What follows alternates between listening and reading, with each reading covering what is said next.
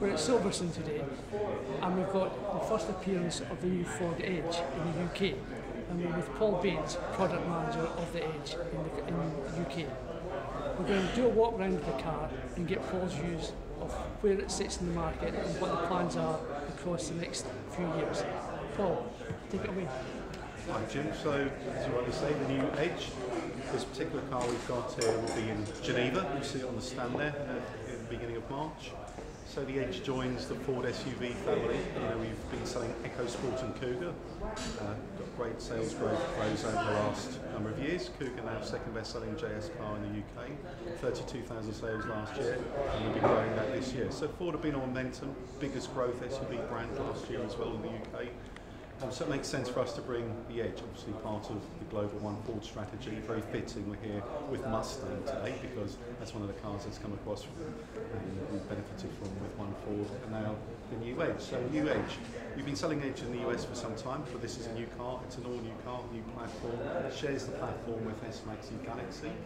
The cars in the UK will be diesel only, so we're going to be 2-litre diesel, all-wheel drive, so we're not going to be selling any front-wheel drive, we won't be selling petrol.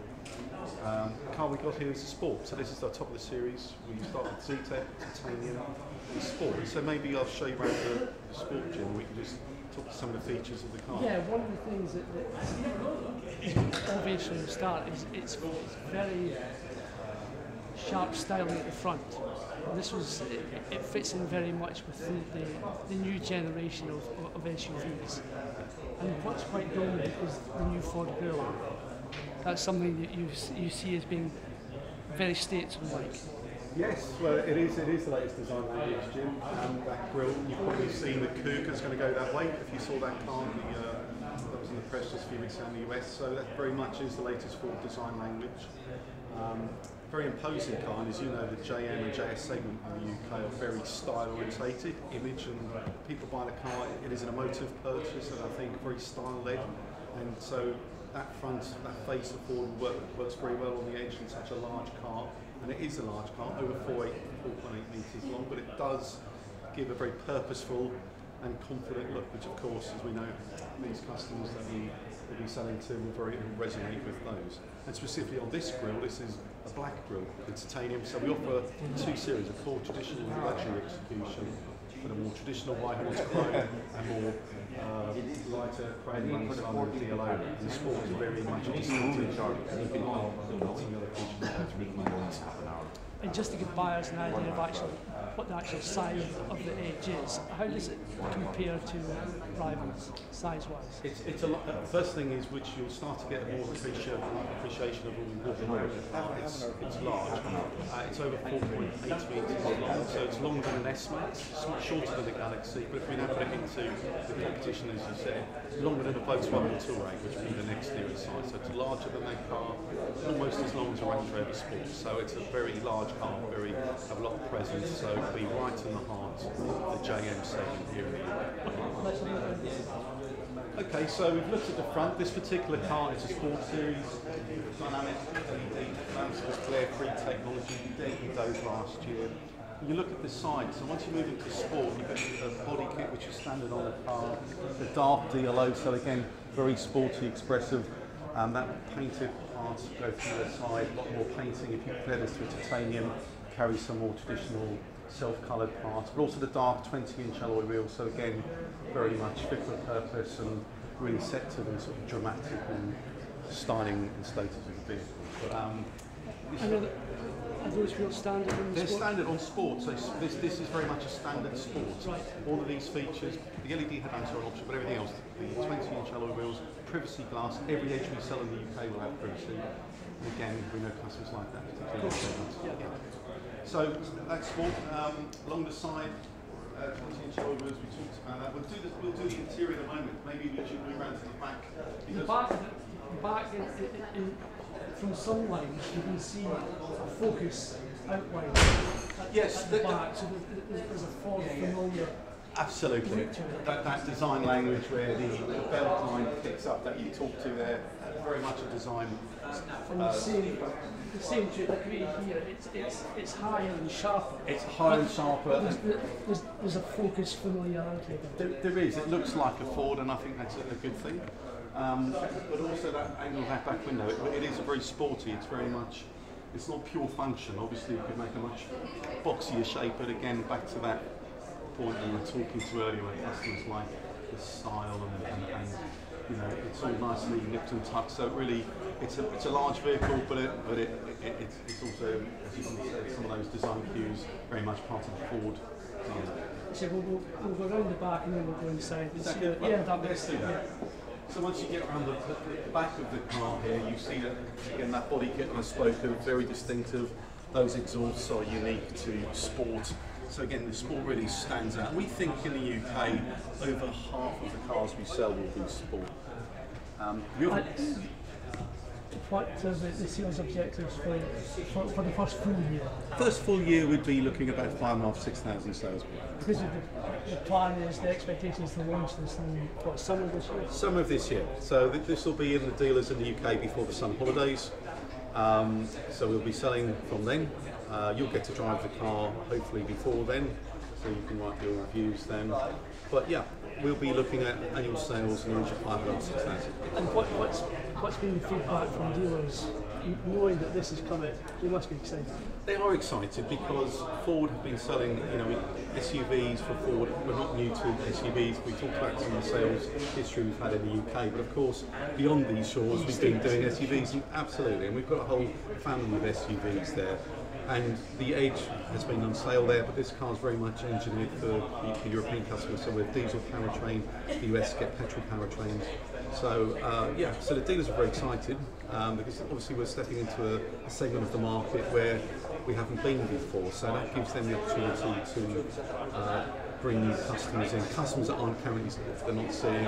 And sometimes, as we all know, needs and lifestyles change, and Kuga's a fantastic car, but if you need something that bit larger, at the moment we haven't been able to offer a product there, so Edge very much comes in and it's a very welcome. Dealers are very, very excited. Being a new product to the Ford range, do you have conquest sales targets? No, we don't set sales on conquest. The dealers are doing their online training as we speak, that physically be taken through training in a few months' time. No, they need to be knowledgeable to sell the car, to get customers inside the car, because once you see the car inside and the package, the car really will sell itself. But as we know, I mean, S-Max was a car that we didn't offer. We brought that in. There was nothing else in that part of the marketplace. Very sporty styling, and that attracted new customers in. And the style works and its style, and the exterior design language works. That attracts people to the Ford brand that we don't see at the moment. And I think this is exactly the same. Edge is going to draw customers to us that we probably aren't seeing at the moment. But of course, also some customers we are seeing who want to, you know, move out of their Ford vehicle into something a little bit larger. We're going to go inside the car later. I've seen the boot. The boot is huge. It is, yeah, so it's electric tailgate on this. All Edge in the UK will also have a rear camera, by the way. So another piece of technology. Huge boot, yeah, it's 600 litres with the cover pulled across, and when you open that up, it's obviously goes over 800 litres. So very large boot space, very fit for purpose. So it's a full-up 5-seater with you know, accommodations for 5 adults and all of their luggage. So yeah, big boot space. And then the electric cruiser is standard as well. Electric tailgate is standard on both titanium and sport with keyless entry. Yeah. Excellent. I love this facility. Yeah, it's very unique, and I think you're going to be able to spot it's an Edge at, you know, a couple of hundred yards. Very, very distinctive light signature. And how long does that stay on for when the tailgate closes? Yeah, about 30 seconds. Jim, just at the front, all the lights come on around the car when you open any door or the boot. And again, that's standard across the range. Standard across the range. Nice light. It is. Yeah. Let's go around to the front, and you can have a sit in the driver's seat.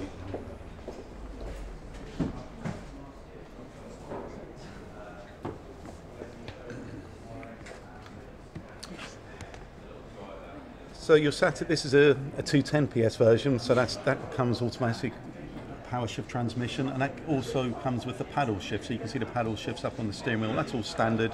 So the standard engine, 180 PS, 6-speed manual. The larger engine is the 210 twin turbo version, both 2-litre diesel, 18,000 miles, 2-year service intervals. So again, Edge has a great cost of ownership story. And whilst we're talking about cost of ownership, the car, we've really shown it to the residual value folk. It's in the book already in January with a class-leading residual value ahead of most of all of the premium competitors. So really strong residual value means really nice, attractive, low monthly payments for customers looking to lease or have the car at PCP. I understand it'll be a few weeks yet before we get the PCP details. It will be. They'll be online on the Ford.co.uk site in February. The car's on there. We had it on there just before Christmas on Build and Price, so you can see the car, the specification, the list price of the car. PCP will be there next month. It's pretty cavernous inside. There's a good amount of space in the car, and I like the fact that again Ford is going for a small diameter steering wheel. Yes, I mean it adds to the sort of sporty feel, car-like driving dynamics, which you know Ford are very much renowned for. But also, just while you talk about steering, on the sports series we have a feature here called adaptive steering, and that's very unique. I think we all know that cars for some time have had a variable weighting to the steering, but this now physically changes the ratio to the speed and the type of driving you're doing. Standard on the sports. And what that does, it actually changes the ratio. So at low parking speeds, the steering goes down to about 2 turns lock to lock. So it makes the car very manoeuvrable. When you're driving at more normal speeds or higher speeds, that ratio physically changes. So it gives you a more direct feel and a more stable at higher speed. So again, a very premium feature, quite unique to Ford. And yeah, it complements the small steering wheel as well. This car is the car which will appear at the Geneva Motor Show in March. So it's a European spec. It's Euro spec, yeah. Euro spec. What difference does that have to the spec which we're going to see in the UK?